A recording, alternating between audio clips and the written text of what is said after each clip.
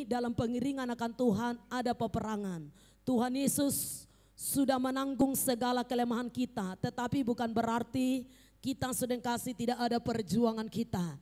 Tuhan menetapkan kita sudah kasih sebagai pemenang. Kenapa dikatakan pemenang? Karena Tuhan tahu sudah kalau pemenang berarti ada pertempuran. Enggak pernah dikatakan menang kalau tidak ada pertempuran. Kalau tidak ada perjuangan, itu tidak disebut kemenangan. Kenapa dikatakan kita lebih daripada pemenang? Karena memang Tuhan tempatkan kita menjadi prajurit berperang, tetapi kemenangan adalah milik kita. Sebentar kita baca Keluaran 14 ayat 13 sampai 14. Silakan Pak. Keluaran 14 ayat 13 sampai dengan 14 demikian firman Tuhan. Tetapi berkatalah Musa kepada bangsa itu, janganlah takut, berdirilah tetap dan lihatlah keselamatan dari Tuhan yang akan diberikannya hari ini kepadamu. Sebab orang Mesir yang kamu lihat hari ini tidak akan kamu lihat lagi untuk selama-lamanya. Tuhan akan berperang untuk kamu dan kamu akan diam saja. Nah, Bapak Ibu Saudara yang dikasihi oleh Tuhan, Tuhan tahu saudara bahwasanya musuh kita banyak. Kalau kita lihat sudah yang kasih pada awalnya saudara, orang Israel keluar dari tanah Mesir untuk menuju tanah Kanaan yang berlimpah susu dan madu. Tuhan menjanjikan kepada bangsa Israel bahwa di tanah Kanaan berlimpah susu dan madu. Penuh anggur yang sangat besar-besar, tanah yang sangat subur, ya. Tetapi saudara kasih, walaupun tanah itu subur, walaupun berlimpah susu dan madu, tapi kita lihat bagaimana bangsa Israel untuk menduduki tanah Kanaan, mereka melewati banyak-banyak peperangan. Mereka harus tewaskan ini, mereka harus tewaskan ini, mereka harus lawan raksasa dan lain sebagainya. Jadi musuh Israel itu dari dulu banyak. Menang menghadapi Bani Amon, Bani Meunim, ya, raksasa, ya, orang Enak, saudara, Goliat, orang Filistin, Firaun, saudara. Jadi musuh Israel sangat banyak. Satu demi satu terus dihadapi. Satu demi satu terus dihadapi. Bahkan sampai pada saat ini, ya. Untunglah di Covid ini sudah reda, ya. Sampai saat ini, kalau kita lihat selama ini Israel tidak pernah berhenti berperang. Nah, ini adalah gambaran anak-anak Tuhan saudara. Bahwa saudara kasih peperangan terus akan ada. Dan mungkin ke depan ini peperangan kita akan semakin sengit. Peperangan kita akan semakin besar saudara. Tetapi kita enggak perlu takut. Kita enggak perlu cemas. Tuhan sudah berjanji. Tuhan akan berperang untuk kamu. Kamu akan diam saja. Amin saudara. Jadi sebesar apapun musuh itu, sedahsyat apapun musuh itu, percaya saudara bahwasanya kemenangan sudah milik kita saudara. Hal yang harus kita ketahui, hal yang harus kita pahami dalam hidup kita, bahwa kehendak Tuhanlah kita berkemenangan. Kehendak Tuhanlah kita diberkati. Kehendak Tuhanlah kita sehat. Kehendak Tuhanlah kita kuat. Kehendak Tuhanlah kita bahagia dalam rumah tangga. Kehendak Tuhanlah kita menerima keberhasilan di dunia ini. Tetapi ada musuh. Ingat saudara, seringkali kalau kita menghadapi masalah, kita pikir Tuhan yang buat. Kita pikir itu dari Tuhan. Tetapi ada musuh yang ingin menghancurkan hidup kita. Ada musuh yang ingin merampas kebahagiaan kita. Ada musuh yang merampas hak milik yang diberikan Tuhan kepada kita. Ada musuh yang mencoba merampok semua berkat yang Tuhan karuniakan kepada kita saudara. Makanya sudah kasih kita harus mengerti. Kenapa terjadi kadang-kadang hal-hal di luar daripada janji Tuhan yang kita imani. Kenapa saudara? Karena ada musuh. Sama seperti yang dialami oleh orang Israel itu saudara. Berjanji tanah Kanaan yang berlimpah susu dan madu. Tetapi apa yang mereka alami sudah kasih dalam perjalanan. Apa yang mereka hadapi di tanah Kanaan saudara. Orang Enak yang besar-besar orangnya. Ya, yang bagaikan raksasa. Mereka dibandingkan orang yang tinggal di Kanaan bagaikan belalang kecil-kecil dibanding dengan musuh yang ada di sana. Musuh itu selalu datang besar. Tetapi kalau kita mengenal saudara yang kekasih siapa kita di dalam Tuhan, ya, tentunya sebesar apapun musuh itu, Goliat sebesar apapun yang ingin menakut-nakuti kita, Sanbalat dan Tobia akhir zaman yang selalu menghalang-halangi langkah kita, yang selalu menghambat sukacita kita, yang selalu mencuri kebahagiaan kita. Mari kita saudara yang kasih, kenal saudara yang kekasih otoritas yang ada pada kita. Nah saudara kekasih, jadi syarat untuk memenangkan peperangan. Pertama saudara, syarat supaya kita memenangkan peperangan. Yang pertama, kenal siapa jati dirimu di dalam Tuhan. Seringkali anak-anak Tuhan tidak mengerti jati dirinya di dalam Tuhan. Seringkali tidak mengenal siapa jati diri kita di dalam Tuhan. Seringkali kita berkata, kita ini orang lemah, kita ini orang berdosa, kita ini orang nggak bisa melakukan apa-apa, kita ini orang terpuruk, kita ini orang miskin, kita ini orang yang tidak pernah diperdulikan orang. Hanya sebatas itu sering yang kita mengetahui tentang diri kita. Memang tidak salah, kita harus belajar kelemahan-kelemahan kita. Tetapi jangan hanya kelemahanmu yang engkau lihat. Jangan hanya kelemahanmu. Seringkali ketika mata kita hanya melihat kelemahan kita sendiri, membuat kita menjadi ciut, membuat kita menjadi rendah diri, membuat kita nggak pernah percaya diri melakukan apapun, karena sudah duluan kita menyerah sebelum berjuang, duluan kita menyerah sebelum berperang. Tetapi Tuhan berkata, saudara, kita harus mengenal siapa jati diri kita di dalam Tuhan. Kita ini saudara, jati diri kita itu apa? Dalam Kejadian 1:26-27 berkata, nanti di rumah baca. Dikatakan saudara kekasih, bahwa kita ini diciptakan serupa dan segambar dengan Tuhan. Kalau kita diciptakan serupa dan segambar dengan Tuhan, apakah kita gampang menyerah? Apakah kita gampang berputus asa? Apakah kita saudara kekasih ciut menghadapi masalah? Karena Tuhan kita tidak pernah ciut menghadapi musuh apapun. Siapapun musuh yang mencoba menghalangi langkah Yesus untuk menyatakan kemuliaan di bumi ini, dia tidak bisa dihentikan. Jadi kalau kita diciptakan segambar dengan Tuhan, jadilah kita juga menjadi tentara-tentara Kristus yang tidak bisa dihentikan untuk berperang, yang tidak bisa dikalahkan, yang tidak bisa ditakut-takuti, yang tidak bisa dicuri sudah pengharapan kita kepada Tuhan. Karena kita tahu siapa kita di dalam Tuhan. Kenal jati dirimu. Kau diciptakan bukan yang lemah. Kau diciptakan bukan orang yang gagal. Kau diciptakan bukan orang yang terpuruk. Tetapi yang kau diciptakan menjadi berkuasa di bumi ini.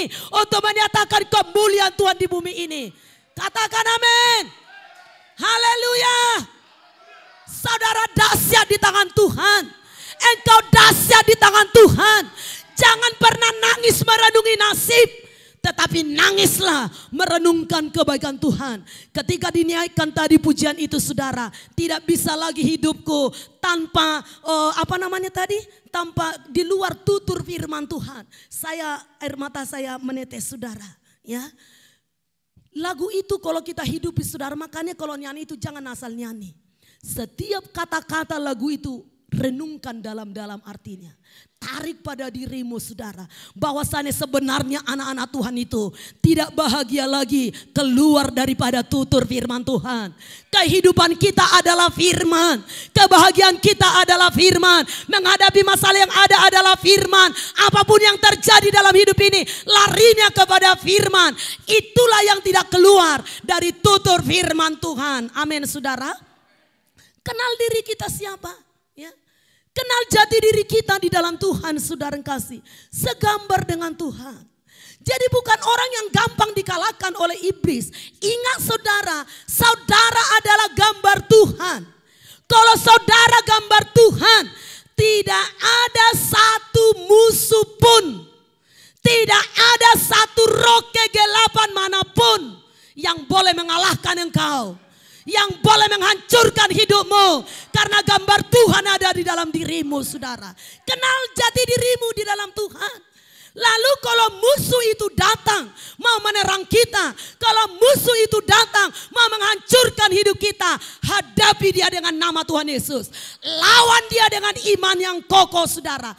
Bukan langsung merenungi nasib, bukan nangis-nangis, saudara kekasih, merenungi nasib, bukan mempersalahkan orang lain, bukan putus asa, bukan larinya ke kedetuak, bukan larinya ke rokok, bukan larinya ke perzinahan, bukan larinya kepada percabulan. Ketika engkau punya masalah, bukan tidur seharian, tetapi ketika engkau menghadapi Goliat itu, raksasa yang ingin menelan hidupmu, maka hadapilah dia dengan iman yang teguh.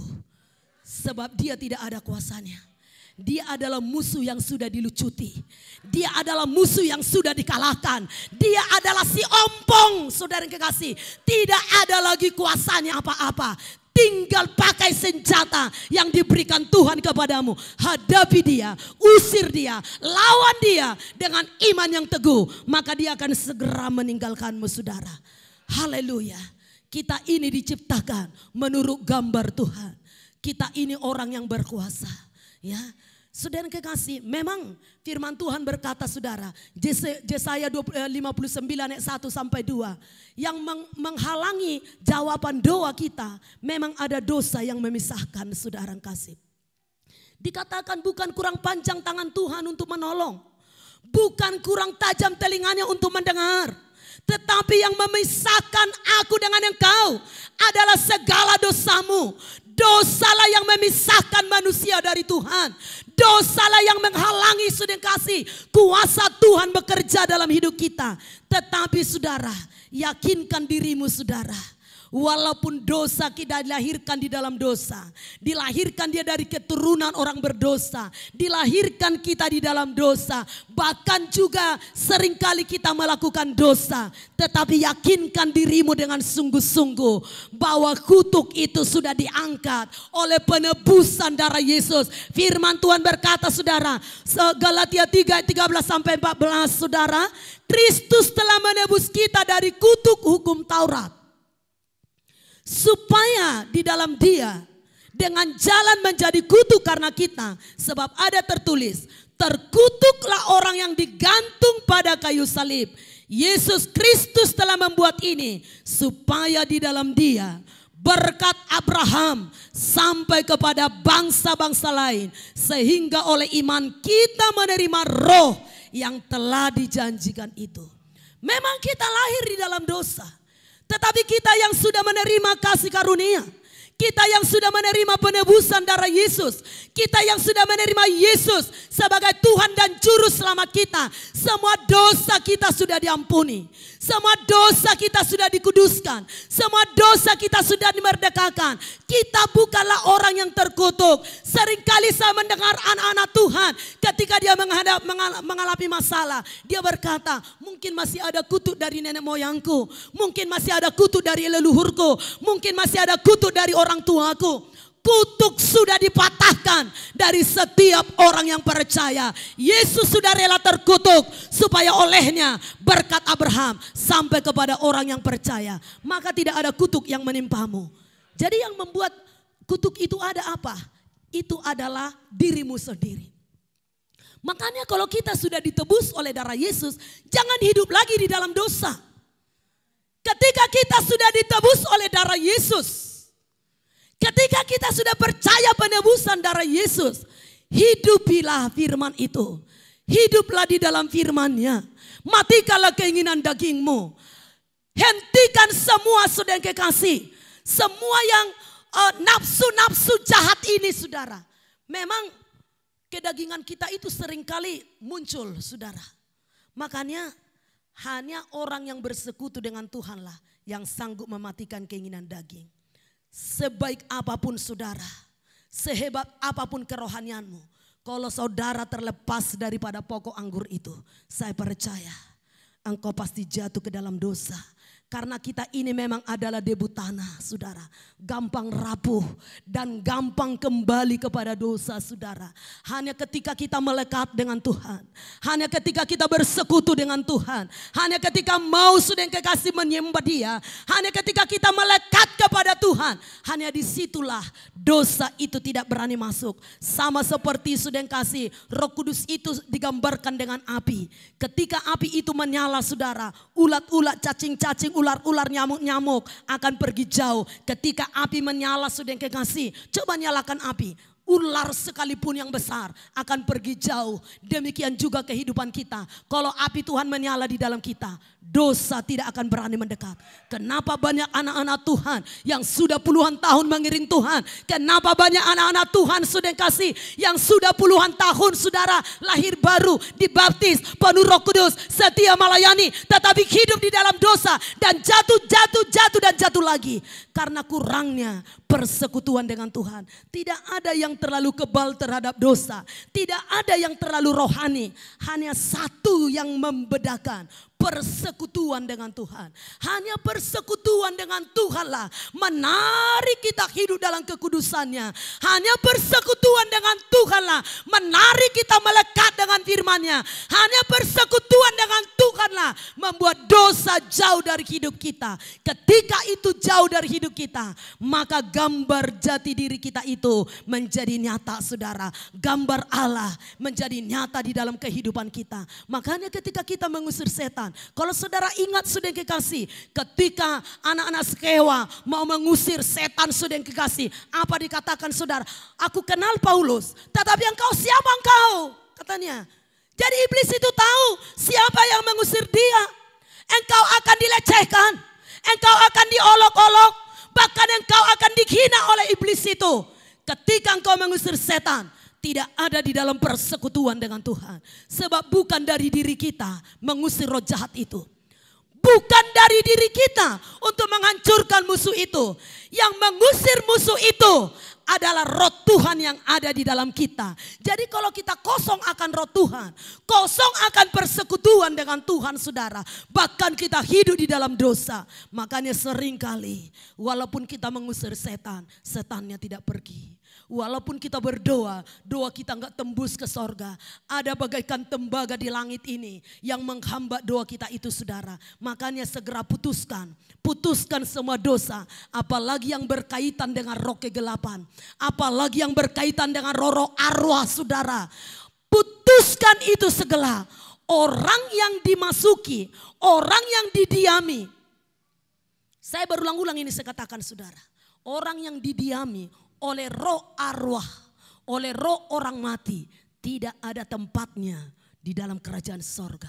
Karena roh yang lain sudah menguasai dia.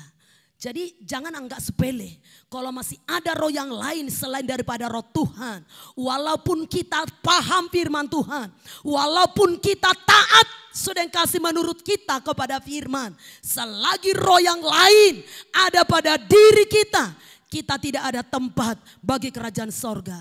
Kalau di dalam perjanjian lama, setiap laki-laki dan perempuan yang dihinggapi oleh roh arwah, yang dihinggapi oleh roh mantra-mantra, yang dihinggapi oleh roh orang mati, saudara yang kasih, dilempari dengan batu. Mati, saudara yang kasih. Ya, di perjanjian baru, saudara yang kasih, tidak mendapat bagian di dalam kerajaan sorga.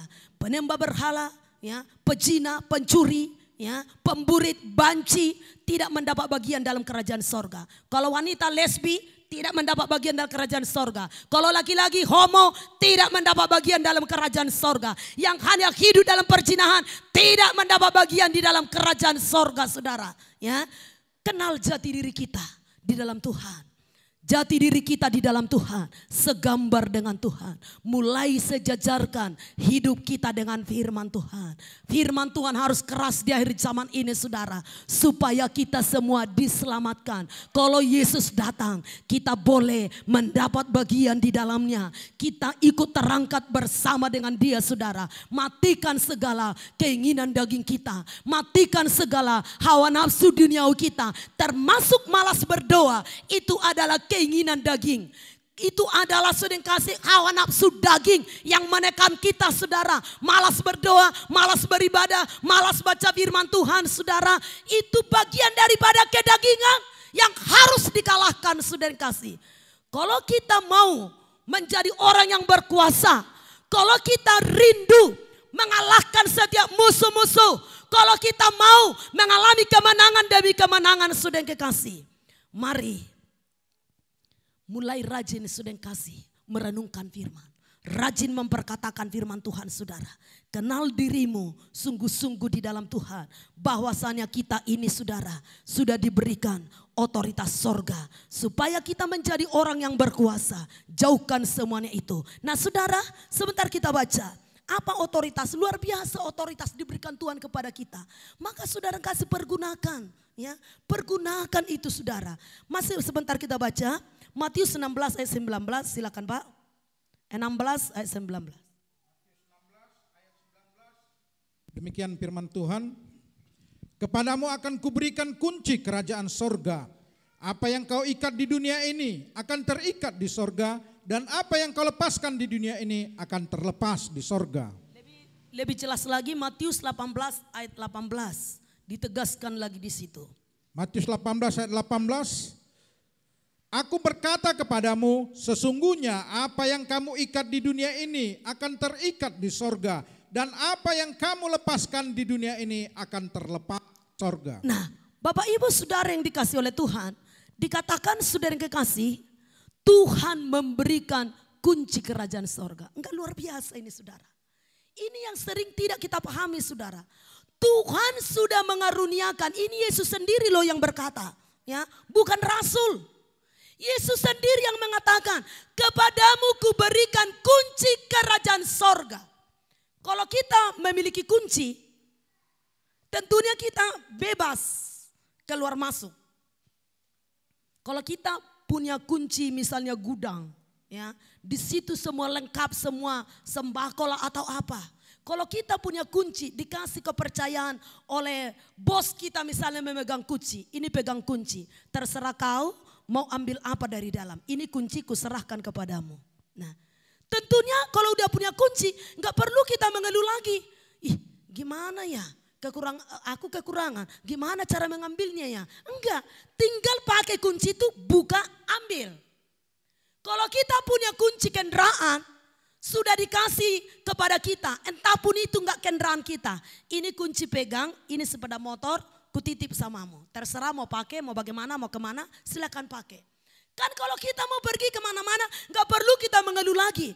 Aduh, naik apa aku ke Lagu Boti ya? Kan udah dikasih kunci kepada kita. Ih, mobilku nggak ada. Naik apa aku pergi ke Lagu Boti? Kan udah dikasih kunci sama kita kendaraan. Tinggal hidupkan mesinnya, pakai. Demikian juga dalam kunci kerajaan sorga. Kepada kita sudah diberikan kunci kerajaan sorga. Di sorga itu semuanya tersedia apa yang dibutuhkan oleh anak-anaknya. Tinggal akses. Pakai kunci itu. Kesembuhan ada di situ. Berkat yang berlimpah ada di situ. Kebahagiaan, sukacita, damai sejahtera. Makanya doa Bapa kami, datanglah kerajaanmu di bumi seperti di sorga. Seringkali anak-anak Tuhan mengimani kerajaan sorga itu hanya nanti di sorga. Kalau di bumi ini seperti neraka enggak apa-apa. Ya, nanti di sorga, di sorga. Yakin dia ke sorga, tapi di bumi bagaikan di neraka. Rumah tangganya bagaikan neraka. Kehidupannya bagaikan neraka. Tidak pernah mengalami sejahtera. Tidak pernah mengalami kebahagiaan. Tidak pernah mengalami sukacita. Tidak pernah mengalami sudah kasih janji-janji Tuhan digenapi dalam hidupnya. Hidupnya bagaikan di neraka. Tapi Tuhan berkata, kepadamu sudah kuberi kunci. Tinggal pakai kunci itu. Ambil sudah kasih. Tinggal ambil saudara. Ya, gampang kali ibu ini ngomong. Karena dia nggak mengalami apa yang kualami. Seringkali itu saya dengar. Setiap kita layani saudara. Yang dikatakan apa? Karena enggak ibu yang mengalami. Yang kualami. Karena ibu enggak tahu apa yang kualami. Saudara, semuanya kita sama-sama punya pergumulan saudara. Semuanya itu sudah kasih lewat proses demi proses. Kita mengalami kemenangan itu saudara. Saudara, Tuhan berkata saudara, kepadamu diberikan kunci. Apa kuncinya? Sebenarnya sangat gampang. Apa yang kau ikat di bumi, terikat di sorga. Imani itu saudara. Perkataanmu itu berkuasa. Bagaimana caranya supaya berkuasa perkataan? Jangan hambar berkata-kata. Dari mulut yang satu nggak bisa keluar kutuk dan berkat. Jangan suka mengutuki orang. Jangan suka menggosipi orang. Jangan suka mengumbar-umbar kesalahan orang. Supaya perkataanmu berkuasa. Kalau mulut kita suka hanya menjelekkan orang, bagaimana mungkin dari mulut yang satu keluar kutuk dan keluar berkat? Supaya perkataanmu berkuasa, jaga perkataan kita. Jaga perkataan lidah kita saudara. Firman Tuhan berkata, apa yang kau ikat di dunia ini, terikat di sorga. Ikat benar-benar. Tahan semua kekuatan musuh. Engkau punya kuasa untuk menahan kekuatan musuh. Engkau berkuasa menahan kekuatan roh perdukunan di kota ini. Engkau pedagang-pedagang sanggup menahan kekuatan pelaris-pelaris yang dipakai pedagang-pedagang di kota ini. Tahan kekuatannya, lumpuhkan kekuatannya, ikat kekuatannya. Itulah kuasa yang diberikan Tuhan kepadamu. Anak-anak Tuhan memegang kunci. Biarlah anak-anak Tuhan di kota ini yang memegang kunci kekuasaan di kota ini. Bukan roh perdukunan. Lumpuhkan dia. Kalau sepakat kita mengikatnya, dia akan tidak berdaya. Akan banyak nanti dukun-dukun gulung tikar dari kota ini saudara kasih. Akan banyak praktek-praktek dukun. Tutup. Tidak ada lagi orang yang datang ke sana. Karena ilmu yang mereka miliki hambar kuasanya. Karena anak-anak Tuhan Tiberias Balige semuanya memakai senjata yang diberikan oleh Tuhan. Untuk mengikat semua roh kegelapan itu. Ikat semuanya. Setiap hari ikat saudara kasih. Firman Tuhan berkata, apa yang kau ikat akan terikat di sorga. Ikat semua. Apa itu? Roh penyakit. Ikat setiap hari. Dalam nama Yesus, aku ikat roh penyakit. Keluar meninggalkan kami. Katakan setiap hari. Ya, katakan setiap hari. Roh apa lagi? Banyak roh yang menekan kita. Ya, ikat semua roh-roh itu. Tidak ada kekuatannya saudara. Bahkan kalau boleh saya katakan.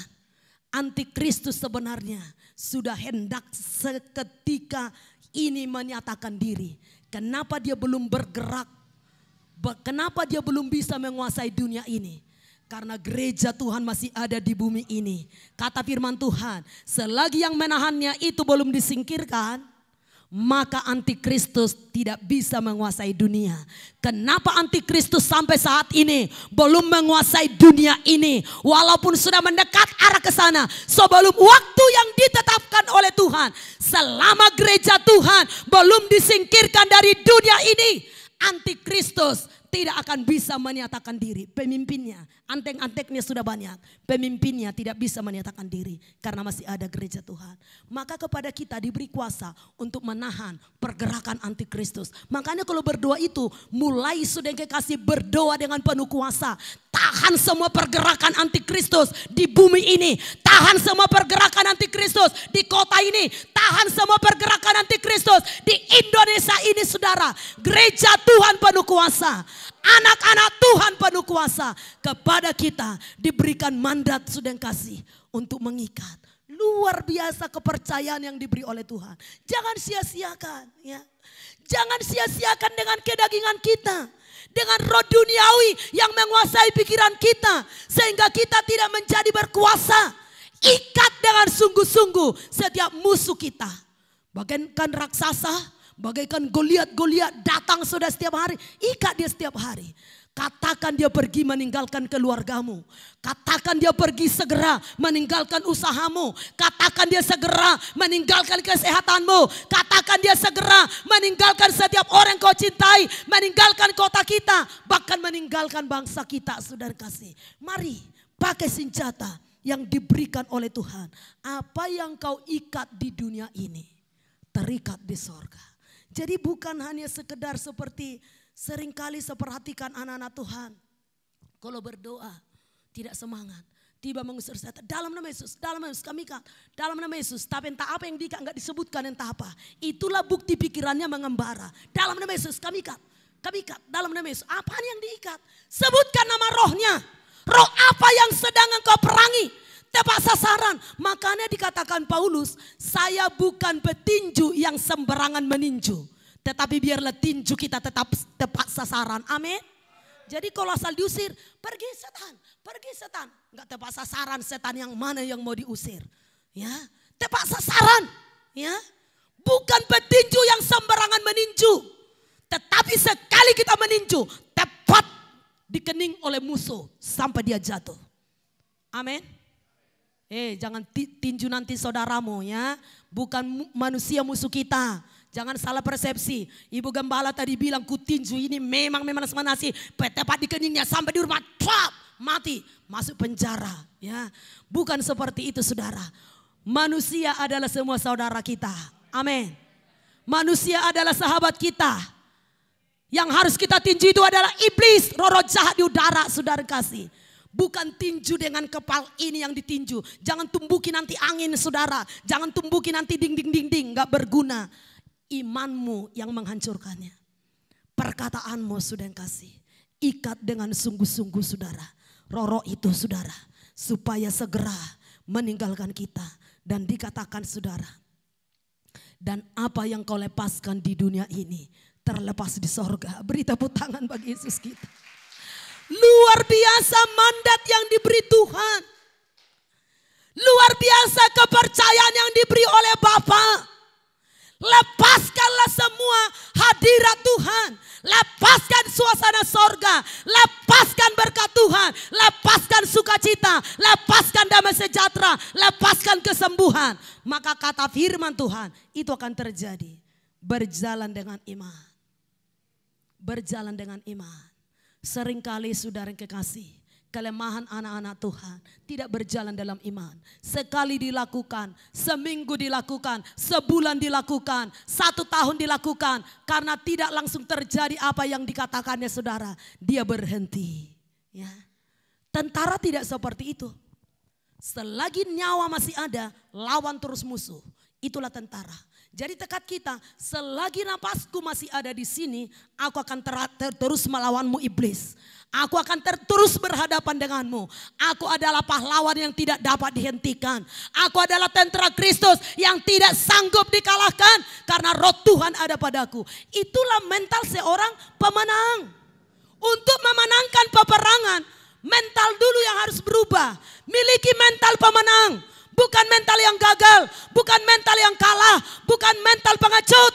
Tetapi mental yang siap masuk di barisan peperangan. Masuk di barisan terdepan untuk memerangi musuh saudara. Jadi jangan takut ya, jangan berperang ya, jangan takut berperang. Ketika kita seringkali seperhatikan saudara pelayan. Kalau sudah hari Sabtu takut mungkin menghemat suaranya. Nanti aku serak melayani besok ya. Jadi berdoa itu tidak apa lagi gitu ya, tidak berperang lagi ya. Korban sudah yang kekasih. Memang saya tahu rasanya sakit sudah yang kasih ya. Sakit dalam peperangan itu. Saya tahu rasanya sakit mengeluarkan suara itu saudara. Kalau bisa saya memilih saudara, saya paling tidak suka berkhotbah. Itu bukan kesukaan saya. Ya tidak. Kalau bisa saya pilih, saya berhenti berkhotbah, saya akan berhenti. Tetapi kalau Tuhan katakan bergerak saudara. Ya. Apalagi saat sekarang ini saudara. Tidak gampang sebenarnya untuk berkhotbah itu, saya tidak suka sebenarnya. Tetapi karena Tuhan memerintahkan, ya udah saya maju aja. Saudara yang kekasih dalam nama Tuhan Yesus, mari kita saudara, ambil senjata yang diberikan oleh Tuhan. Ikat dan melepaskan. Segampang itu sebenarnya. Tetapi kalau kita keluar dari roh Tuhan, kita tidak akan memahami itu saudara. Memang untuk memakainya, kalau dengan pikiran mengembara itu tidak akan berkuasa. Harus dengan pikiran yang betul-betul memiliki hati Bapa.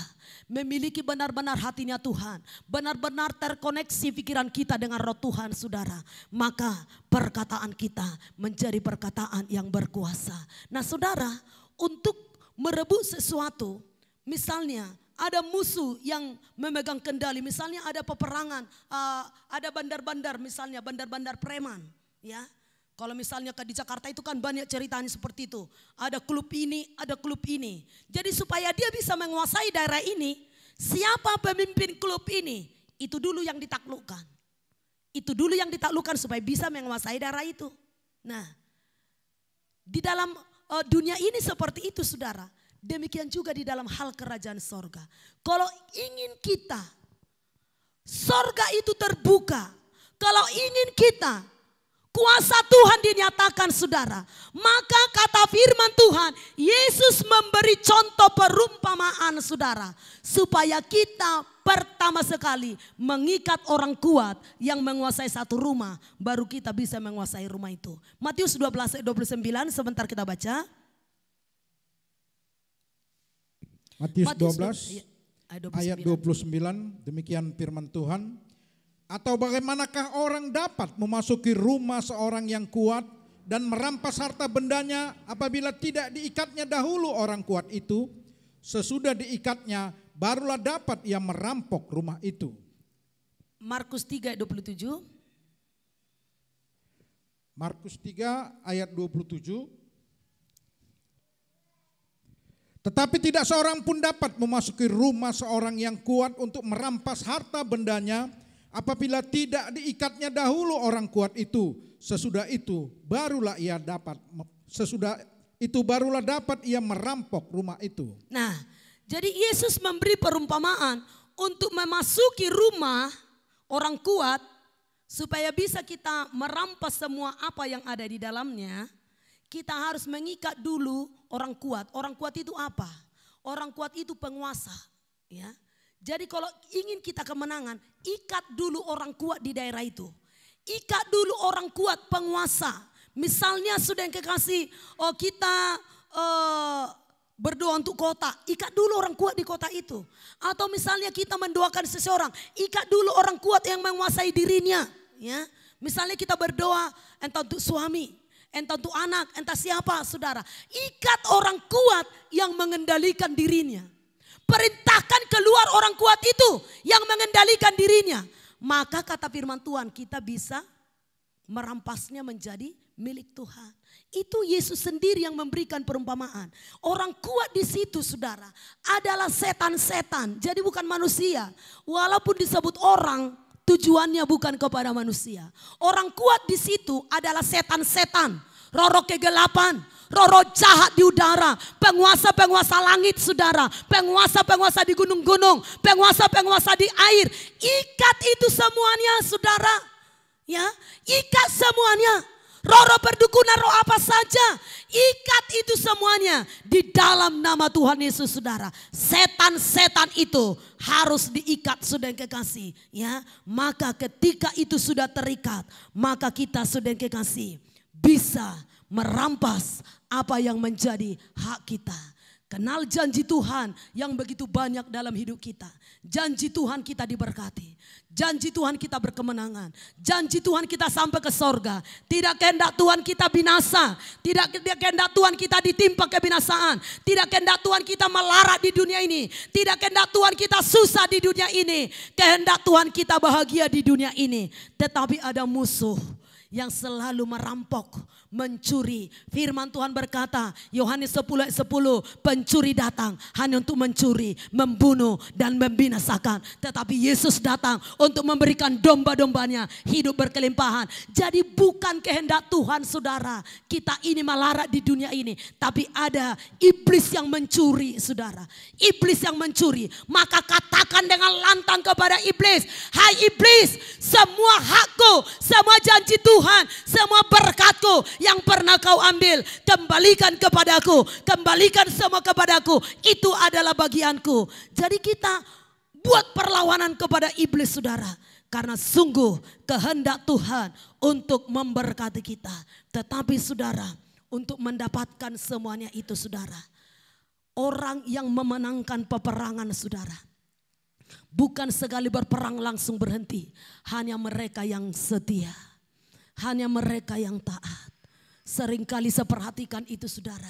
Menyala 1 minggu, 3 bulan lagi redup, menyala 2 minggu, 4 bulan lagi redup.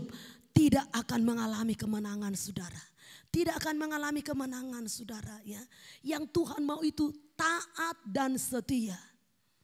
Di tengah-tengah kesulitan, di tengah-tengah keadaan yang tidak memungkinkan, di tengah-tengah situasi yang tidak ada lagi harapan, di situ kita terus memerangi musuh kita.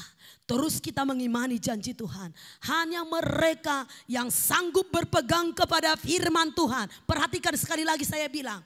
Hanya mereka yang berpegang kepada firman Tuhan di saat-saat kesulitan. Di saat-saat tidak ada harapan. Di saat-saat semua mengecewakan. Tapi tetap berdiri di atas firman. Itulah yang berhak menerima mujizat. Itulah yang berhak menerima anugerah. Kalau di serba baik di semua, rumah tangga baik, ekonomi baik, kesehatan baik, semua teman baik, semua tetap berharap kepada Tuhan. Semua bisa. Tidak ada orang yang tidak sanggup melakukannya. Tetapi yang sering Tuhan cari itu, mereka yang memiliki mental burung Raja Wali. Yang terbang tinggi, sudah kasih, melawan badai yang besar. Bukan seperti anak ayam yang hanya mengais-ngais di tanah saudara.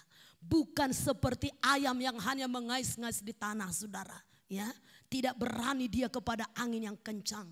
Kalau angin kencang perhatikan ayam bagaimana saudara. Dia berlindung di bawah pohon-pohon. Kalau angin kencang sekali dikumpulkan semua anak-anaknya. Berlindung mereka di tempat perlindungan. Tetapi burung Raja Wali bukan seperti itu. Raja Wali itu kalau ketika badai datang malah dia semakin terbang tinggi. Semakin terbang tinggi. Semakin terbang tinggi. Itulah Raja Wali. Mental anak-anak Tuhan harus memiliki mental burung Raja Wali. Setiap ada masalah, di dalam masalah itulah pijakan kita untuk naik. Masalah itulah pijakan kita untuk naik. Bagaikan tangga, masalah itu bagaikan tangga mempercepat kita untuk naik. Jadi ketika engkau menghadapi masalah bertubi-tubi, jangan putus asa. Jangan putus asa. Naiklah di dalam tangga itu sudah yang kekasih. Berdirilah di atasnya sambil perangi musuh sudah yang kasih. Maka saudara akan melihat keajaiban, kemuliaan sudah yang kekasih. Di dalam mujizat sudah yang kasih. Hanya iman yang sungguh-sungguh yang boleh menerima mujizat itu.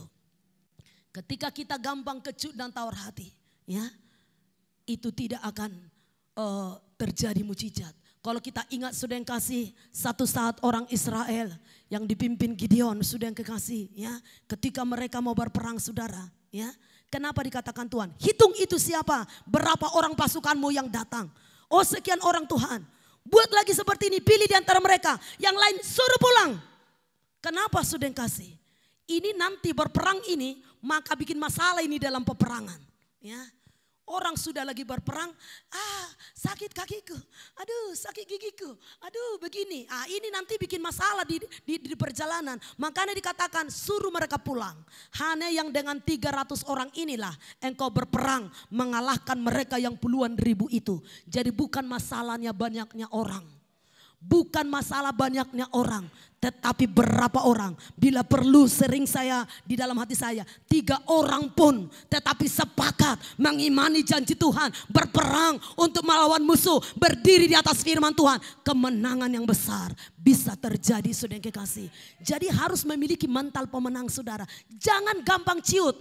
Orang yang gampang ciut nggak usah dilibatkan di dalam peperangan saudara. Karena di dalam peperangan itu banyak musuh saudara. Namanya berperang saudara. Sudah kalah Sanbalat dan Tobia di tempat lain Goliat. Udah kalah Goliat, ada lagi di tempat ini raksasa. Udah kalah ini, ada lagi di tempat ini yang ini. Jadi musuh itu banyak. Jadi kalau kita nggak memiliki mental sebagai pemenang, tidak memiliki karakter seperti burung Raja Wali yang terbang tinggi di dalam badai, jangan mimpi dapat mujizat. Jangan mimpi, ya. Itu tidak akan, saudara. Hanya mereka yang siap sudah yang kekasih bertarung, saudara, sampai detik nafas yang terakhir. Hanya mereka lah yang melihat keajaiban saudara.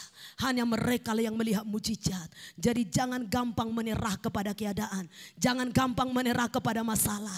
Saya tahu semuanya kita memiliki masalah bertubi-tubi. Kadang-kadang kok enggak siap-siap. Kok enggak siap-siap. Dari suami lagi, dari ini lagi, dari ini lagi, dari ini lagi.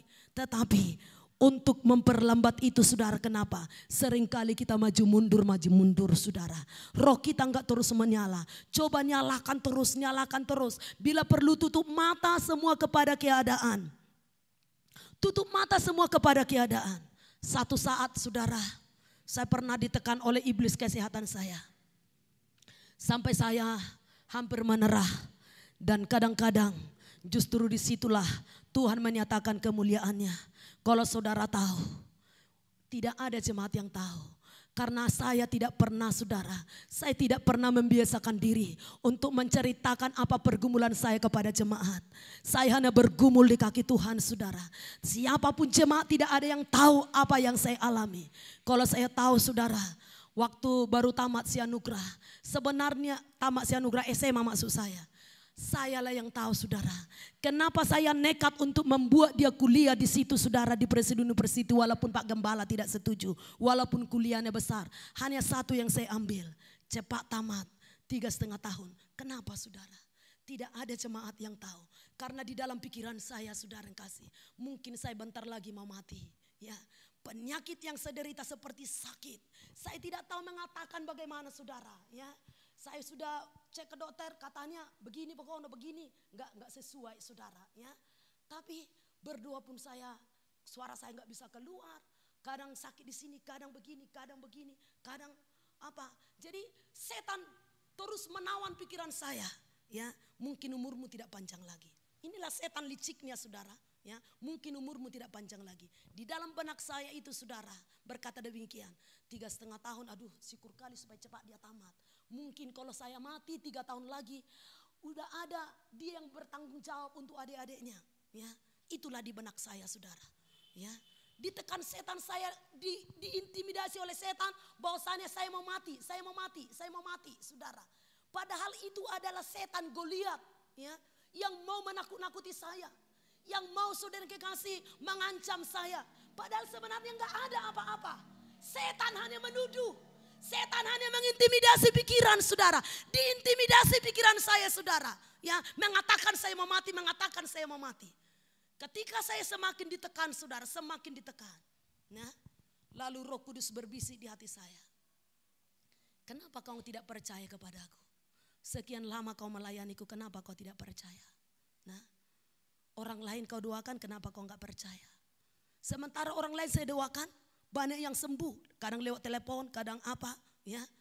Tapi kenapa saya Tuhan?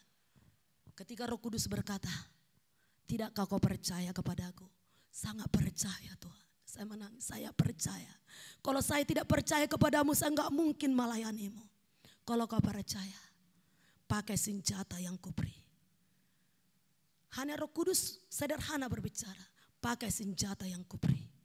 Ketika itu saya bersekutu dengan Roh Kudus, saya bahasa roh terus, tengah malam saya terus berbahasa roh.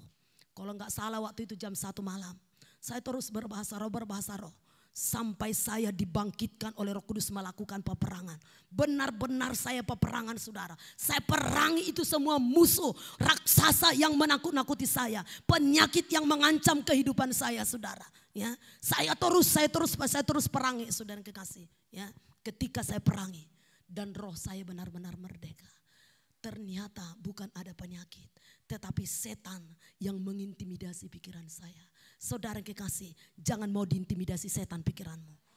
Jangan mau diintimidasi, lawan. Ketika engkau dikatakan orang yang terpuruk, ketika dikatakan orang kau yang tidak berguna, orang segala macam yang paling terburuk di dunia ini, lawan, perangi saudara. Itu bukan milik kita, itu bukan dari Tuhan. Tetapi setan hanya mengintimidasi kita. Setan hanya mengintimidasi pikiran kita supaya kita menjadi lemah, supaya kita takut, supaya kita menyerah, supaya kita tidak mencari hadirat Tuhan lagi. Mari saudara yang kekasih, miliki mental pemenang saudara. Tidak ada musuh yang bertahan menghadapi mereka yang memiliki mental burung Raja Wali.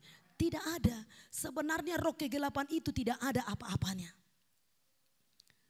tidak ada apa-apanya. Dukun sebesar apapun, dikumpulkan seluruh dukun manapun di dunia ini, itu tidak mempan kepada anak-anak Tuhan. Makanya luar biasa saudara kasih. Siapa yang memiliki seperti itu? Kecuali pengikut Yesus. Hanya pengikut Yesuslah yang tidak mempan kepada santet-santet. Katakan amin. Harusnya bangga memiliki Yesus. Yesus kita dahsyat dan luar biasa. Tidak ada Allah seperti Allah kita. Tidak ada raja seperti raja kita. Dia penuh kuasa. Dia dahsyat dan luar biasa. Di dalam namanya ada kuasa yang besar. Kita nggak perlu takut kepada begu nur-nur, begu gancang. Karena Yesus kita lebih besar dari semuanya itu. Dia dahsyat dan luar biasa. Ada kuasa yang besar di dalam nama itu. Kalau mereka yang punya ilmu-ilmu saudara, mereka sudah kasih bisa dengan gagah sombong berjalan, ya, preman-preman yang memakai ilmu-ilmu gelap dengan gagah sombong mereka berjalan, tetapi jujur di hati kecil mereka, mantan-mantan dukun sudah menyaksikannya saudara kasih, ya. Jujur di hati kecil mereka ada ketakutan di dalam dirinya kalau ada orang yang lain yang lebih tinggi ilmunya daripada dia. Kemana dia melangkah? Dia melihat sekelilingnya, ada enggak orang yang lebih tinggi ilmunya daripada saya. Tetapi kita orang percaya, kemanapun kita pergi, tidak ada hal yang kita takutkan, saudara kekasih. Tidak ada hal yang kita takutkan. Mantra-mantra, sihir-sihir yang ditempa kepada anak-anak Tuhan, itu tidak akan mempan, saudara kasih. Kuasa nama Yesus itu sangat luar biasa dalam hidup anak-anak Tuhan, saudara. Nah, sebentar kita baca Yesaya 54 ayat 17.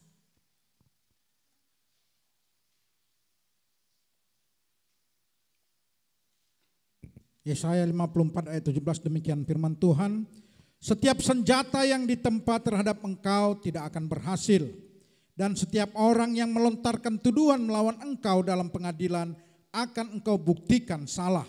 Inilah yang menjadi bagian hamba-hamba Tuhan dan kebenaran yang mereka terima daripadaku. Demikianlah firman Tuhan. Amin. Katakan dulu, saya adalah hamba Tuhan. Saya adalah hamba Tuhan. Semua orang yang taat kepada Tuhan adalah hamba-hamba Tuhan. Hanya dua perhambaan. Kalau enggak hamba iblis ya hamba Tuhan. Jadi saudara yang cinta kepada Tuhan juga adalah hamba-hamba Tuhan. Jadi jangan katakan, oh itu hamba-hamba Tuhan berarti untuk pendeta itu. Enggak.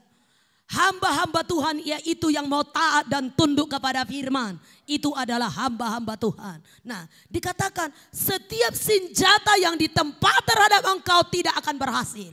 Katakan amin. Setiap orang yang melontarkan tuduhan melawan engkau dalam pengadilan akan engkau buktikan bersalah. Itulah kuasa yang diberi Tuhan kepada anak-anaknya. Tapi pastikan dirimu berjalan dalam kebenaran. Jangan sering klaim firman Tuhan, tapi hidupmu melenceng dari firman. Jangan klaim firman Tuhan, tapi hidupmu tidak berpadanan dengan firman, saudara. Kalau kau pastikan hidupmu berpadanan dengan firman, apapun yang dilontarkan terhadap engkau, apapun yang dituduhkan kepadamu, apapun ancaman yang menimpa kita, saudara, ya, senjata apapun yang ditempa oleh iblis itu tidak akan mempan. Pastikan dirimu ada di posisi Tuhan. Pastikan dirimu seirama dengan Roh Kudus. Bergerak melangkah seirama dengan Roh Kudus. Maka saudara kekasih, firman Tuhan itu digenapi dalam hidup kita. Bilangan 23 ayat 23. Bilangan 23 ayat 23, demikian firman Tuhan. Apa yang keluar dari bibirmu haruslah. Bilangan 23 ayat 23. Sebab tidak ada mantra yang mempan terhadap Yakub atau pentenungan yang mempan terhadap Israel. Pada waktunya akan dikatakan kepada Yakub, begitu juga kepada Israel, keajaiban yang diperbuat Allah. Haleluya. Luar biasa kuasa yang diberi oleh Tuhan kepada umat pilihan. Tidak ada mantra yang mempan. Sihir-sihir kegelapan apapun tidak ada yang mempan. Kuasa darah Yesus lebih dahsyat lagi, saudara. Ini dikatakan kepada umat pilihan Israel. Tetapi kita juga umat pilihan, kita sudah dicangkokkan kepada batang asli itu. oleh penebusan darah Yesus. Lebih besar lagi kuasa darah Yesus. Tidak ada mantra yang mempan. Maka tidak ada yang perlu ditakuti saudara. Roh kegelapan apapun gak perlu kita takuti. Makanya saudara, kalau ada yang kesurupan orang di sekeliling kita, gak usah saudara kasih harus panggil Pak Gembala. Usir sendiri saudara. Belajar bertumbuh dewasa. Amin. Haleluya. Waktunya sidang jemaat Tuhan bertumbuh dewasa. Bukan hanya Pak Gembala, bukan hanya Ibu Gembala. Kalau ada orang yang kesurupan di sekelilingmu, usir di dalam nama Yesus roh itu. Karena kuasa juga ada padamu. Roh Tuhan juga ada padamu. Kalau ada yang dibelenggu roh kegelapan, kalau ada yang dirasuk oleh setan saudara kekasih, ya, usir saudara, ya. Kalau ada roh perdukunan di sekitarmu, saudara tahu ada orang dukun di sekitarmu, ya. Entah tetanggamu, dukun-dukun misalnya, atau di kampungmu ada perdukunan. Saudara tahu ini yang punya rumah ini ada roh perdukunan di sini. Saudara punya kuasa, usir, ya. Pakai otoritas dari sorga. Tidak harus dengan Pak Gembala, tidak harus dengan Ibu Gembala. Usir saudara, doakan. Bila perlu kelilingi saudara kasih daerah itu 7 kali sehari.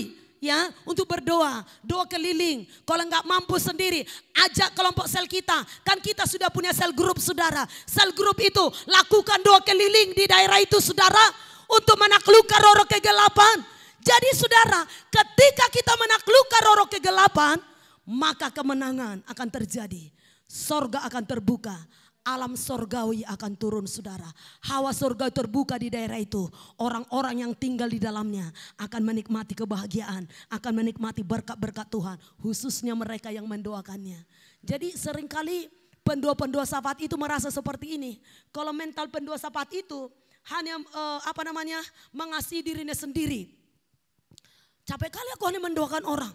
Hanya orang aja yang kudoakan terus. Sementara aku punya masalah. Sementara aku pun tertekan. Ya, sementara aku pun begini. Tapi aku capek hanya mendoakan orang terus. Hanya mendoakan orang terus. Maka ketika diajak mulai doa syafaat, udah mulai membeli dia.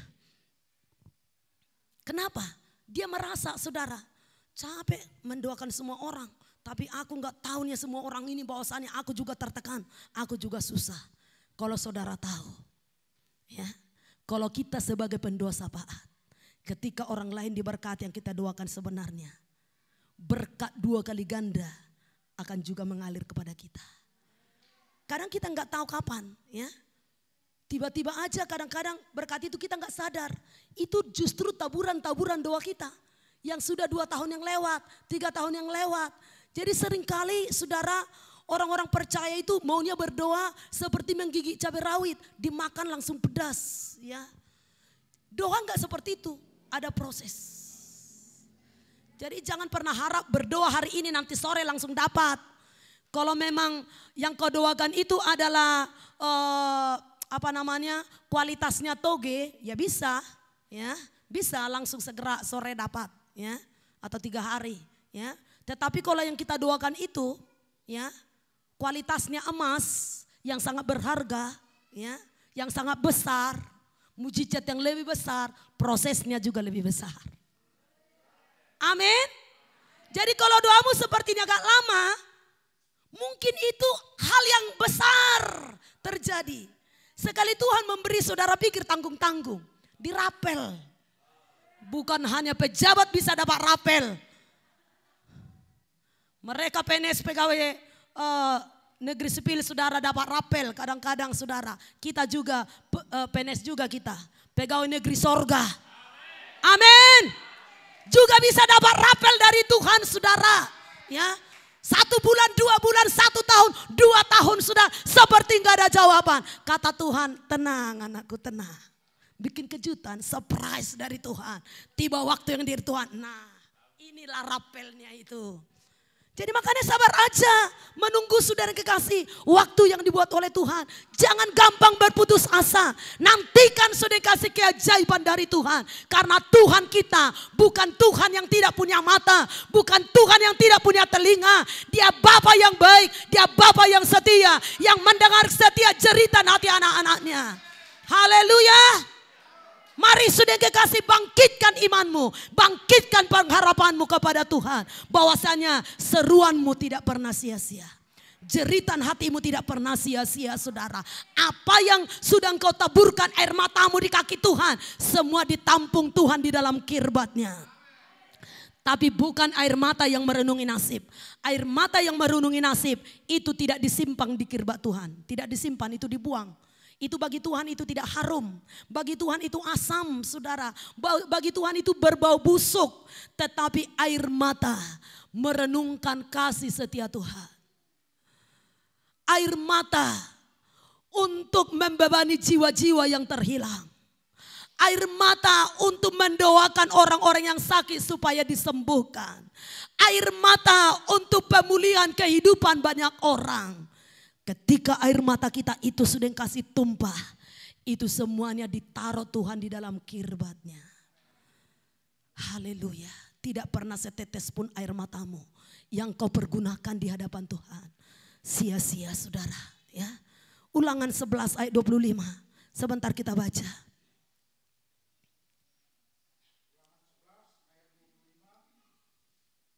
Demikian firman Tuhan. Tidak ada yang akan dapat bertahan menghadapi kamu. Tuhan Allahmu akan membuat seluruh negeri yang kau injak itu menjadi gemetar dan takut kepadamu seperti yang dijanjikan Tuhan kepadamu. Nah, dikatakan di sini tidak ada yang akan dapat bertahan menghadapi. Tuhan Allahmu akan membuat seluruh negeri yang kau injak itu menjadi gemetar. Jadi jangan engkau yang gemetar kepada setan. Harus setan yang gemetar kepada anak-anak Tuhan. Amin. Harus roh kegelapan yang gemetar kepada anak-anak Tuhan. Anak-anak Tuhan tidak perlu gemetar kepada setan. Maka anak-anak Tuhan gak perlu takut melewati kuburan. Amin. Makanya Pak Utagal mana takut ini melewati kuburan. Ya, mana ada yang bisa diperbuatnya kepada kita. Dia adalah tanah, saudara kasih. Tidak ada yang diperbuatnya. Kalau ada pun roh-roh orang mati di situ, roh-roh arwah, roh-roh kegelapan menari-nari mereka di situ. Ketika dilihatnya Pak Gabriel lewat, mereka lari terbirit-birit. Udah lewat katanya, ayo lari kita. Jadi jangan ketika melewati kuburan, lihat kanan, lihat kiri, lari. Lihat kanan, lihat kiri, lari. Sambil gemetar, ngongos. Karena ketakutan, saudara. Padahal sebenarnya, saudara, iblis yang takut melihat kita. Ketika dilihatnya anak-anak Tuhan lewat, iblis malah bersembunyi. Takut setan melihat kita, saudara. Jadi gak perlu takut. Nih, tidak ada roh apapun yang berani menghadapi anak-anak Tuhan. Tidak ada roh kegelapan apapun yang berani menghadapi orang-orang yang percaya, yang hidup di dalam firman, yang percaya kepada janji Tuhan, yang hidup dalam peperangan apalagi, yang suka berperang apalagi. Wah, setan itu lari ketika tahu yang lewat itu adalah seorang yang suka berperang. Ya, mereka lari. Wah, diperangi kita nanti. Ya, hanya dilihat belum diusir dia udah lari, saudara. Ya, jadi gak perlu takut, saudara. Mereka akan gemetar. Jadi anak-anak Tuhan bersaing dengan orang-orang yang memakai kegelapan, gak perlu takut. Seringkali saya perhatikan, iya, mereka semua pakai pelaris-pelaris. Mereka semua pakai ini. Bagaimana kalau kumpul sekali pedagang-pedagang anak-anak Tuhan? Doa keliling. Hancurkan semua roh kegelapan itu. Yang memakai pelaris-pelaris itu. Pemantra-pemantra sihir-sihir itu. Perangi semua dan taklukkan mereka semuanya. Ilmu yang mereka miliki, hambar. Ya, jangan sendiri. Sepakat, saudara. Adakan doa keliling, saudara. Ya, makanya kalau diajak doa keliling semangat, saudara. Seringkali, saudara, kalau udah diajak tentang doa ini, aduh, mundur satu-satu, hilang satu-satu, ya. Ada yang sakit perut lah, ada yang sakit gigi lah, ada yang lagi kurang enak badan lah, ada yang anak sakit lah, ada yang itulah, ada yang itu. Tanpa kita sadari sebenarnya setan itu yang menghambat kita, saudara. Kenapa? Tahu dia, ku buat dulu seperti ini dia supaya jangan ikut ini peperangan. Tahu dia, kalau semua nanti orang ini sepakat peperangan memerangi kami, gak bisa kami bertahan di kota ini. Jadi dibuatlah, sepakatlah mereka, diskusi mereka. Si tuyul-tuyul itu, setan-setan itu. Apa yang mau kita buat katanya kepada mereka pendoa-pendoa sapat itu? Gini aja, kepada Pak Joyce itu saya lihat itu cinta Tuhan, itu mengasihi Tuhan. Buat aja kayak gini tiba-tiba, buat sakit kakinya nggak bisa bergerak. Kira-kira seperti itu. Supaya apa? Pas tiba waktu doa peperang nggak bisa dia datang. Kepada Pak Gabriel, buat dia marah sama istrinya, bertengkar mereka semua. Nah, paslah mereka mau peperangan, wah lagi marah-marah dengan seisi rumah. Sehingga nggak ada lagi sukacita. Kepada yang satu sudah kasih, buat sakit anaknya. Kepada yang lain sudah kasih, buat hilang barangnya, curi, suruh si anu supaya hilang barangnya, supaya kapok dia, supaya nggak pergi dia berdoa. Ya, seringkali tanpa kita sadari itu semua strategi-strategi setan untuk menghalangi kita berdoa, saudara kasih. Maka saudara kasih, kalau diadakan doa bersama, apalagi dikatakan doa peperangan, doa keliling saudara, mari siapkan hati. Oh kami sedang doa keliling, jaga hati sepanjang hari. Supaya jangan batal, supaya jangan terhalang saudara kekasih. Ya, mari saudara kekasih, supaya iblis kita hancurkan di bawah telapak kaki kita. Firman Tuhan berkata, iblis ada di bawah telapak kaki anak-anak Tuhan. Kalau hanya di bawah telapak kaki Tuhan, semua juga tahu. Orang Kristen yang di luar sana juga tahu iblis itu ada di bawah telapak kaki Tuhan. Tetapi yang membedakan orang percaya apa? Iblis itu ada di bawah telapak kakiku, harus seperti itu. Katakan dulu, iblis ada di bawah telapak kakiku. Semua dulu katakan. Dan sudah semangat, arang nambah dapeti. Semangat dulu, semangat. Iblis ada di bawah telapak kakiku. Amin. Iblis ada di bawah telapak kakimu. Jadi tidak ada yang menakut-nakutimu apapun saudara. Dia sudah dikalahkan, dia sudah ditundukkan saudara. Janganlah gemetar. Ulangan 7 ayat 21 saya baca supaya lebih cepat. Janganlah gemetar karena mereka. Sebab Tuhan Allahmu ada di tengah-tengahmu. Allah yang besar dan dahsyat. Katakan Allah yang besar dan dahsyat. Buat dulu seperti ini. Allah yang besar dan dahsyat. Belum semangat semua. Katakan dulu. Allah yang besar dan dahsyat ada di tengah-tengah kami. Amin. Allah yang besar dan dahsyat ada di tengah-tengahmu. Jangan pernah gemetar menghadapi musuh. Jangan pernah takut menghadapi musuh. Jangan pernah kecut menghadapi masalah. Allah yang maha besar dan dahsyat ada di tengah-tengah kita. Kemenangan adalah bagian kita. Kemenangan adalah bagianmu, milikmu, milikmu, milikmu semua kemenangan itu sudah kekasih. Itu adalah janji Tuhan kepada anak-anak Tuhan yang percaya. Ulangan 20 ayat 3 sedikit lagi.